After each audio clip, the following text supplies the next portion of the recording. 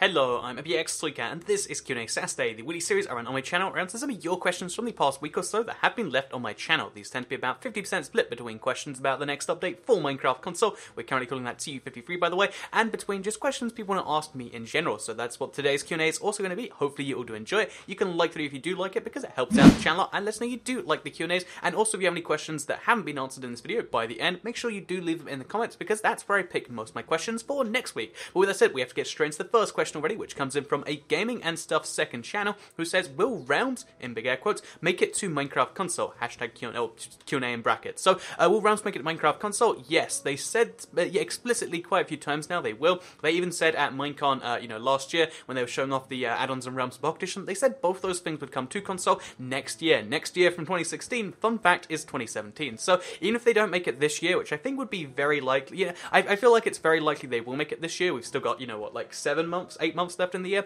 I think it's likely going to come this year, but even if it doesn't, at some point it will come to console, because bear in mind, at this point, to be a little bit cynical, Microsoft, they bought Minecraft, they bought this giant IP, and one of the best ways to make money off that game is probably Realms. I think, on the Pocket Edition, you gotta bear in mind that game sells for I think it's $7.99 now, but they sell in a year of Realms for something like $40 or something. The price difference there, and then on the console it'd be like 20 to 40. You've got to imagine that it's one of the most profitable features they can make, and it's also one of the best features for the users, so it'd make people more excited about the game, and it would make them money, so you can imagine they're going to do it at some point soon. Again, that's the cynical part of me. The other part of me just says, well, it's one of the features people want the most, so they'll probably get it done at some point soon. I would almost guarantee this year. However, I wouldn't guarantee it quite as much this year as the next, question, which comes in from Anri Lombard, who says, will we have a Shulker box this year? And the simple answer to this question is yes. I can't be 100% certain. I don't know the secrets or anything. However, I would be willing to bet anyone here, not any amount, but I'd be willing to bet that Shulker boxes will come to console at some point this year.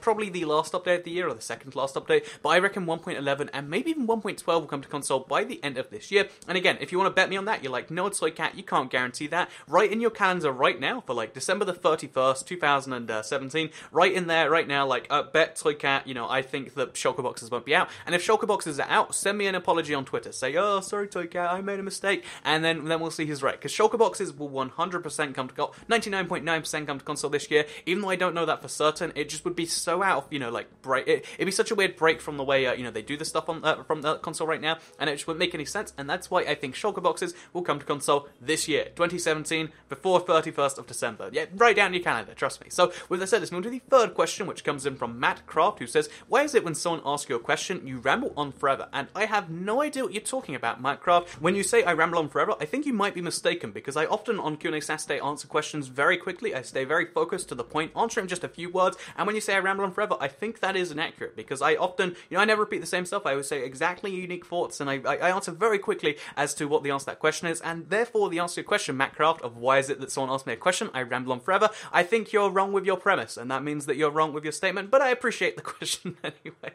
Anyway, let's move on to the next question, which comes in from Matt Prosser, who says, hashtag Q&A, do you like live streaming more than making videos? By the way, I love both equally. Smiley face, and then open mouth face, colon D, I like to call it. I actually say that colon D out loud, whatever, when my point being, do I like live streaming more than videos? And thank you very much for liking both of those. I honestly think that it depends on the video or on the live stream. There are some live streams I love so much, and I'm like, oh, it's been 2 hours, but I guess I'm gonna have to go now, or 4 hours in some cases, but I guess I have to be done now. And, sometimes there are live streams where I'm like, I've kind of ran out of, being me for today, and it's like, this was fun, but I'm gonna just go now and, sit in a corner for the evening. And then, again, it's the kind of thing where, some live streams are amazing, and some aren't so amazing. However, and that's also true of videos. There are some videos I really love recording and preparing for, like the Epic Builds video this week, and a few other ones like that, and there are some videos where I'm like, I guess we'll get this done, and I have to, really focus myself. And I think, but if I'd say in general, because that's what you're probably asking here, I think I slightly prefer the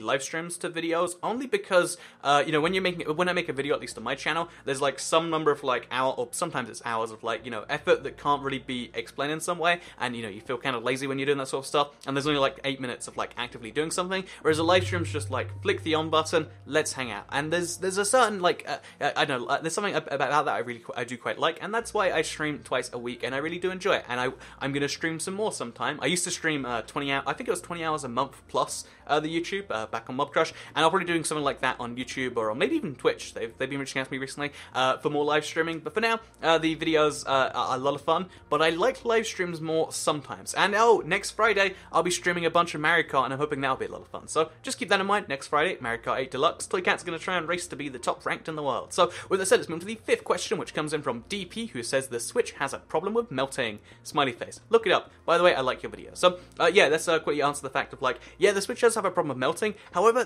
whenever I hear that, you know, these things about the Switch does this or that, I always compare it to the Xbox 360, because I think it was 3 or 4 Xbox 360s have the red ring of death. It was a fault which affected more than 1 in 3 consoles, and because I used my 360 so much, it just broke and then broke and then broke and then it broke so many times. It was like this ridiculous thing, and you know, as a result of that, whenever I hear like, oh yeah, 1 in every 50 Switches will, you know, like, you know, break when you do this, or when I hear that, you know, there's all these different things that the Switch can do, it just makes me go, oh, it's not going to affect me because, you know, it's not 1 in 3 people. So yeah, well, the Switch has a problem with melting, but like, I'm not so bothered right now. I'll get back to you when it does affect me though, which it might be soon, who knows. So with that said, let's move to the next question, which comes in from Steven the Alien, who says, #Q, what is the #1 thing you hate about yourself? Also, can you tell me how to convince my big sister to give Minecraft a try? So, first of all, what's the #1 thing I hate about myself? That's a really random, deep question, but I guess it'd probably have to be the fact that, so the way most people do friendships, I feel like, is just massively different to how it works in my head. Like, I don't know, like, I feel like most people just understand that, like, oh yeah, friendship's this weird convenience thing, whereas to me, I think there's, like, a bit more, like, loyalty involved in a friendship, right? Like, if you tell someone else, like, secrets I've told you privately about this really important thing,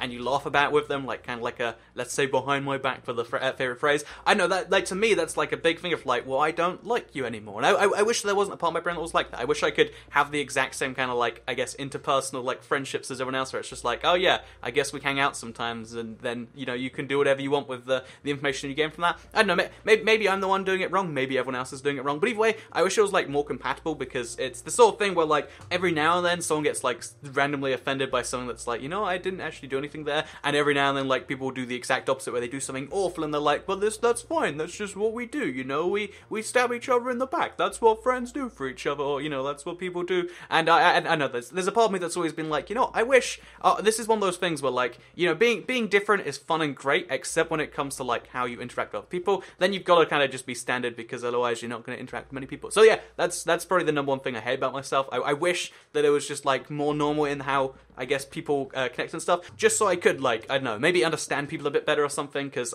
sometimes I'm just like, I don't understand why you're doing the things you're doing, but I guess keep it up, man, and yeah, that's kind of the friendship thing. And also, how do you convince your big sister to play Minecraft? So this is for anyone that wants to, like, convince someone close to them to play Minecraft, I guess. Honestly, I would just say, tell them to play it for just 10 minutes, and say, you know, if you don't understand it after 10 minutes, that's fine. I think more like 10, 15, 20 minutes is enough to get someone hooked, because that's what it took for me. Just like, oh yeah, someone handed it to me and said, do this, and I was like, this is stupid, dude. Why am I punching a tree? What, you know, why am I underground now? And then there's just this moment where it clicks, and you're like, let me just keep playing for a little bit more, and then as soon as that happens, they'll play more and more and more. I think it takes about 20 minutes or so, so if your sister doesn't want to try Minecraft, and you're like, oh, you gotta do this, play the glide minigame, no, just give them survival, you know, go for 10 minutes, say, I'll help you out, go chop down this tree, now you can make yourself a house, you can make this however you want, you know, do that sort of stuff, and it might just get them into it. Otherwise, I'd say maybe tell them to watch a Minecraft video or something, because, you know, some people, like, get involved for the personalities, then watch the YouTubers. I know that they're my couple of ideas I would recommend, Steven the Alien. So, let's move on to the next question. I moved my phone off my desk,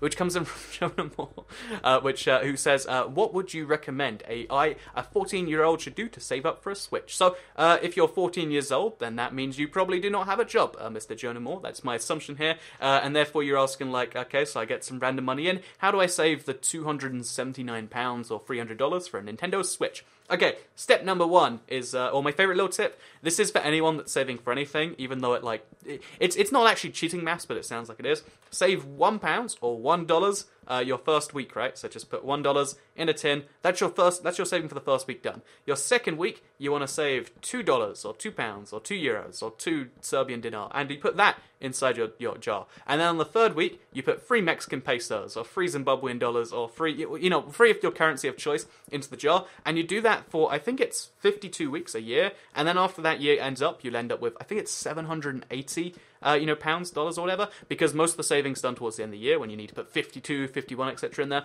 But it still means that as you build up the saving habit of building your saving each week, you see that more and more money accrues, and it teaches you how to save, and also you get $780 or pounds, and that means that if you want the Switch, you'll probably be able to do it by week 30 or something. So yeah, that's what I recommend you do if you want to save up for a Switch, Mr. Jonah Moore. But let's move on to the next question, which comes in from Inka Binka, who says, #Q and Jenna.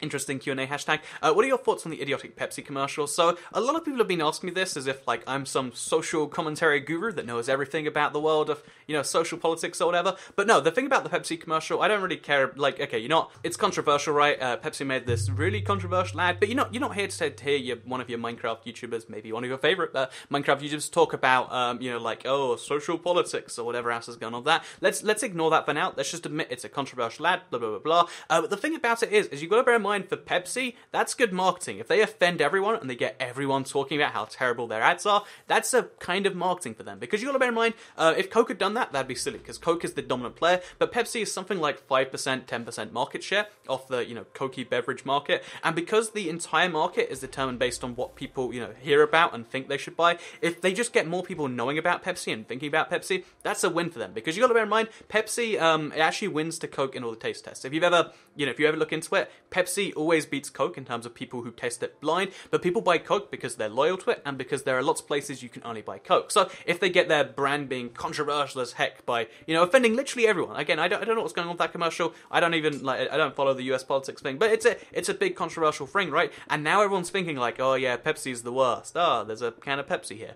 That might be a refreshing thing to try. Then you try the Pepsi and you're like, ooh, this is actually quite good. So yeah, I think honestly, I don't know if it was calculated or if it's accidental, but I think it is good marketing, even if it's terrible marketing, because as Pepsi, you just need to get people to know your stuff. That's why people say even bad publicity is good publicity, or wait, it's all publicity is good publicity, because it kind of is in a way, right? So yeah, what do I think about it? I think it might have been a smart move, but I actually doubt it. So with that said, let's move to the next question, which comes in from Mr. Tom Rosas, who says, Toycat, do you like Star Wars? And if so, what do you think of the Last Jedi teaser?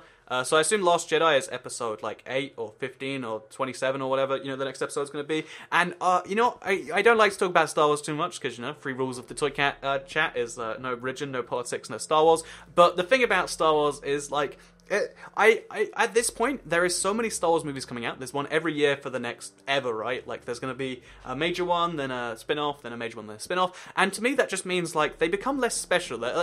Before, I didn't really like them too much, and it's the sort of thing where it's I'll watch them, though, because it's, culturally important. But if they can be releasing a Star Wars movie every year, by the way, all around Christmas, which is a bit suspicious, then I'm just not going to watch them when they're new. I'm going to wait until they're free, because it was 3 months after the Force Awakens came out, or is it Force Awakens, that I could watch it on a plane for free, and it's yeah, I'll just watch these movies on planes when, because they'll always be bought because they're such popular movies, and therefore that's what I'm going to do with Rogue One. Was that last year's one? Because I kind of wanted to watch it, and then I went into the cinema to watch it, and I watched Trainspotting 2 or something by accident, and I was like, well, that wasn't a waste of my time, but whatever. And then I've just determined, when The Last Jedi comes out, I might go and watch it if I'm in the, if I want to go to a cinema at the time anyway, because there's lots of, cool cinemas in London that I'm always, going to. But if it's the sort of thing where I'm out of a cinema anyway, I'll watch it. But otherwise, Star Wars has now become this, consumable content of, now there's one a year. It's kind of like a TV show where I'm just going to wait until there's 5 out, and maybe I'll binge watch them or something, or I'll wait until they're free to watch on a flight. There's no reason to pay to watch them or anything like that, and that's why I don't care about the teasers, because that's just there to convince me to watch it later. I'll care about it when it's out and when I can watch it, and probably when it's out and I can watch it for free. So, yeah, with that said, let's move on to the final question, which comes in from Ryan Henson, who says, #Q&A. For the Nintendo Switch version of Minecraft, what update will they get? So they're getting TU43, if I'm not mistaken. They don't have the Glide minigame. They don't have a few bits of DLC, and they don't have just a few random things they don't have map downloads from the Wii U yet, and they also won't have large worlds. I don't know why that is. That's a big question mark still. But yeah, basically, what will they get? They're gonna have TU43, and then it's gonna update to TU54, 53, or whatever, slowly over time. This is what they did with the Wii U, and it's what they're doing with the Switch. If you're curious as to why that is the case, it is so that they can, slowly test the game. They've been certifying it, making sure the game runs perfectly, and then they'll care about the updates. So, yeah, there's your simple answer. TU46, 43, or whatever. So it's not going to be quite so exciting when it does come out now. But still, I'll be playing it, and you can find that footage and more on my channel. So, yeah, I hope you did enjoy this video. Hopefully you learned something about something. If you did, then you can like the video and let me know, because liking is how you feed YouTubers and their wife and kids. Share the video if you really liked it, and subscribe if you're on your around here, because I make videos like this one every single day on my channel, and if you subscribe, you'll see them daily on your homepage. Thank you very much for watching, and I'll see you in the next one. Bye!